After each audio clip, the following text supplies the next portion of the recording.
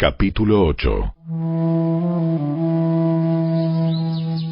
Jesús regresó al monte de los Olivos, pero muy temprano a la mañana siguiente estaba de vuelta en el templo.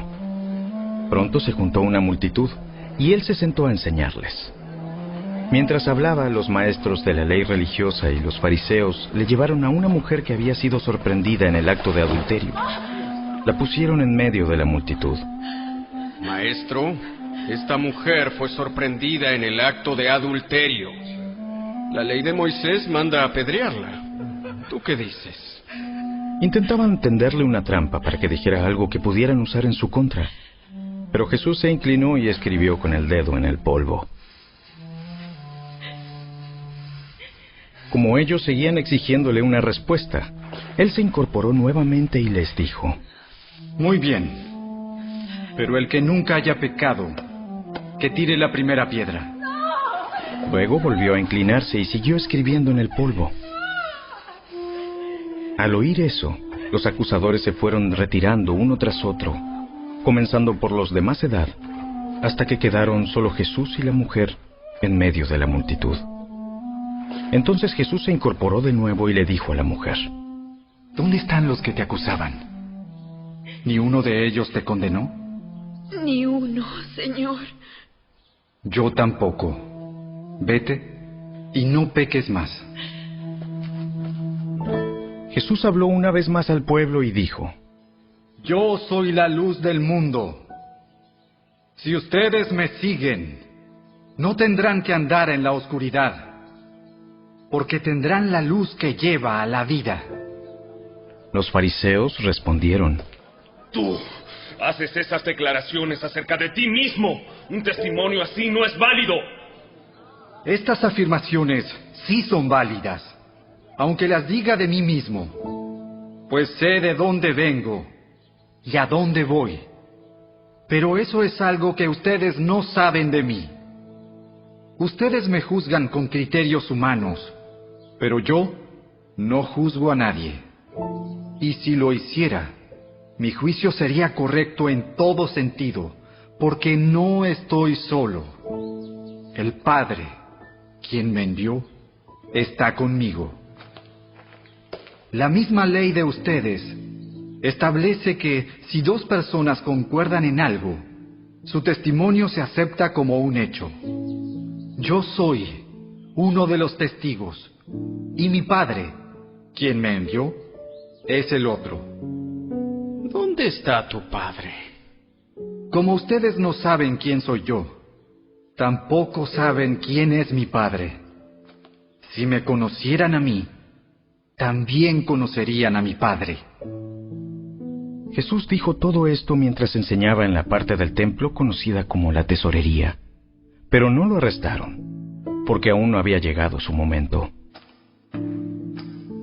Más tarde, Jesús volvió a decirles: Yo me voy, y ustedes me buscarán, pero morirán en su pecado. A donde yo voy, ustedes no pueden ir. Por lo tanto, la gente se preguntaba: ¿estará pensando en suicidarse? ¿Qué quiere decir con no pueden ir a donde yo voy? Ustedes son de abajo, yo soy de arriba. Ustedes pertenecen a este mundo, yo no. Por eso dije que morirán en sus pecados, porque a menos que crean que yo soy quien afirmo ser, morirán en sus pecados. ¿Y quién eres? El que siempre dije que era. Tengo mucho para decir acerca de ustedes y mucho para condenar, pero no lo haré, pues digo solo lo que oí del que me envió, y él es totalmente veraz. Pero ellos seguían sin entender que les hablaba de su Padre. Por eso Jesús dijo: Cuando hayan levantado al Hijo del Hombre en la cruz, entonces comprenderán que yo soy. Yo no hago nada por mi cuenta, sino que digo únicamente lo que el Padre me enseñó. Y el que me envió está conmigo, no me ha abandonado, pues siempre hago lo que a Él le agrada. Entonces muchos de los que oyeron sus palabras creyeron en él. Jesús le dijo a la gente que creyó en él: Ustedes son verdaderamente mis discípulos si se mantienen fieles a mis enseñanzas, y conocerán la verdad, y la verdad los hará libres. Nosotros somos descendientes de Abraham. Nunca hemos sido esclavos de nadie. ¿Qué quieres decir con los hará libres? Les digo la verdad. Todo el que comete pecado es esclavo del pecado. Un esclavo no es un miembro permanente de la familia, pero un hijo sí forma parte de la familia para siempre. Así que si el Hijo los hace libres, ustedes son verdaderamente libres. Claro que me doy cuenta de que son descendientes de Abraham. Aún así, algunos de ustedes procuran matarme porque no tienen lugar para mi mensaje en su corazón. Yo les cuento lo que vi cuando estaba con mi padre, pero ustedes siguen el consejo de su padre. Nuestro padre es Abraham. No, pues si realmente fueran hijos de Abraham, seguirían su ejemplo. En cambio, procuran matarme porque les dije la verdad, la cual oí de Dios. Abraham nunca hizo algo así. No, ustedes imitan a su verdadero padre. Nosotros no somos hijos ilegítimos. Dios mismo es nuestro verdadero padre. Si Dios fuera su padre, ustedes me amarían, porque he venido a ustedes de parte de Dios. No estoy aquí por mi propia cuenta, sino que Él me envió. ¿Por qué no pueden entender lo que les digo? Es porque ni siquiera toleran oírme, pues ustedes son hijos de su padre, el diablo, y les encanta hacer las cosas malvadas que él hace. Él ha sido asesino desde el principio, y siempre ha odiado la verdad, porque en él no hay verdad. Cuando miente, actúa de acuerdo con su naturaleza, porque es mentiroso y el padre de la mentira. Por eso, es natural que no me crean cuando les digo la verdad. ¿Quién de ustedes puede, con toda sinceridad, acusarme de pecado? Y si les digo la verdad, ¿por qué entonces no me creen? Los que pertenecen a Dios escuchan con gusto las palabras de Dios, pero ustedes no las escuchan porque no pertenecen a Dios. ¡Samaritano endemoniado! ¡Samaritano endemoniado! ¿No veníamos diciendo que estabas poseído por un demonio? No, no tengo ningún demonio, pues yo honro a mi Padre. En cambio, ustedes me deshonran a mí. Y aunque no tengo ninguna intención de glorificarme a mí mismo, Dios va a glorificarme, y Él es el verdadero juez. Les digo la verdad, todo el que obedezca a mi enseñanza jamás morirá. Ahora estamos convencidos de que estás poseído por un demonio. Hasta Abraham y los profetas murieron, pero tú dices, el que obedezca a mi enseñanza nunca morirá. ¿Acaso eres más importante que nuestro padre Abraham? Él murió igual que los profetas. ¿Tú quién te crees que eres? Si yo buscara mi propia gloria, esa gloria no tendría ningún valor. Pero es mi Padre quien me glorificará. Ustedes dicen, Él es nuestro Dios, pero ni siquiera lo conocen. Yo sí lo conozco, y si dijera lo contrario, sería tan mentiroso como ustedes. Pero lo conozco y lo obedezco. Abraham, el padre de ustedes, se alegró mientras esperaba con ansias mi venida. La vio y se llenó de alegría. Ni siquiera tienes 50 años. ¿Cómo puedes decir que has visto a Abraham? Les digo la verdad. Aún antes de que Abraham naciera, yo soy. En ese momento, tomaron piedras para arrojárselas, pero Jesús desapareció de la vista de ellos y salió del templo.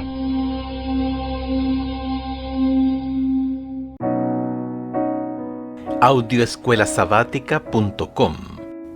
Martes 13 de julio. Ambición.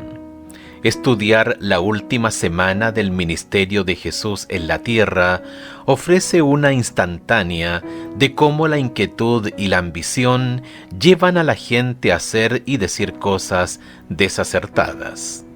Escucha Lucas capítulo 22, versículos 14 al 30 y escucha discutir a sus discípulos durante esta comida solemne sobre quién de ellos debería considerarse el más grande. Lucas capítulo 22, verso 24. ¿Por qué los discípulos se desviaron de esta ocasión trascendental y se centraron en la grandeza humana? Lucas capítulo 22, versos 14 al 30. Cuando era la hora, se sentó a la mesa y con él los apóstoles, y les dijo: «Cuánto he deseado comer con vosotros esta Pascua antes que padezca. Porque os digo que no la comeré más hasta que se cumpla en el reino de Dios». Y habiendo tomado la copa, dio gracias y dijo: «Tomad esto y repartidlo entre vosotros, porque os digo que no beberé más del fruto de la vid hasta que el reino de Dios venga». Y tomó el pan y dio gracias, y lo partió y les dio, diciendo: «Esto es mi cuerpo, que por vosotros es dado. Haced esto en memoria de mí». De igual manera, después que hubo cenado, tomó la copa diciendo: «Esta copa es el nuevo pacto en mi sangre, que por vosotros se derrama. Mas he aquí, la mano del que me entrega está conmigo en la mesa. A la verdad, el Hijo del Hombre va según lo que está determinado, pero ay de aquel hombre por quien es entregado». Entonces ellos comenzaron a discutir entre sí quién de ellos sería el que había de hacer esto. Hubo también entre ellos una disputa sobre quién de ellos sería el mayor. Pero él les dijo: «Los reyes de las naciones se enseñorean de ellas, y los que sobre ellas tienen autoridad son llamados bienhechores. Mas no así vosotros, sino sea el mayor entre vosotros como el más joven, y el que dirige como el que sirve. Porque ¿cuál es mayor, el que se sienta a la mesa o el que sirve? ¿No es el que se sienta a la mesa? Mas yo estoy entre vosotros como el que sirve. Pero vosotros sois los que habéis permanecido conmigo en mis pruebas. Yo pues os hacía y bebáis a mi mesa y en mi reino, y os sentéis en tronos juzgando a las 12 tribus de Israel». Rara vez hablamos con otros sobre quién es el mejor en la iglesia, la familia o nuestro lugar de trabajo. Podemos pensar mucho sobre ello, pero ¿quién en realidad habla abiertamente de eso? Esta no era la primera vez que se planteaba esta cuestión en la comunidad de seguidores de Jesús. Mateo capítulo 18, verso 1 nos informa que los discípulos presentaron el tema a Jesús y lo formularon de una manera más abstracta. ¿Quién es el mayor en el reino de los cielos? La respuesta de Jesús conlleva una lección objetiva. Después de llamar a un niño, lo coloca en el centro del grupo. La acción de Jesús requiere una explicación, y en Mateo capítulo 18, verso 3, el Maestro la ofrece también. «De cierto os digo que si no os volvéis y os hacéis como niños, no entraréis en el reino de los cielos». La conversión es fundamental para hallar verdadero descanso en Jesús. Reconocemos que necesitamos ayuda externa. De repente nos damos cuenta de que no podemos depender de nosotros mismos, sino que debemos confiar en Jesús. Experimentamos una transformación de nuestros valores y ambiciones. Jesús les dice a sus discípulos: «Confíen en mí y dependan de mí como este niño». La verdadera grandeza está en renunciar a sus derechos y adoptar los valores del reino. Lamentablemente, parece que los discípulos aún no habían aprendido esta lección cuando Jesús participó con ellos de la última cena. Sus disputas y sus luchas internas arruinaron un momento de perfecta comunión que nunca se repetiría. Todo esto incluso después de años de estar con Jesús, de servir con Jesús y de escuchar y aprender a sus pies. Qué triste ejemplo de cuán corrupto continúa siendo el corazón humano. Sin embargo, entre los factores más positivos, piensa en la realidad siempre presente de la gracia del Señor, por la que, a pesar de esta patética discusión entre sus seguidores, Jesús no los abandonó. Mantenernos centrados en Jesús en la cruz, ¿por qué debería ser un poderoso remedio contra el deseo de exaltación propia del que todos somos presa como seres humanos caídos?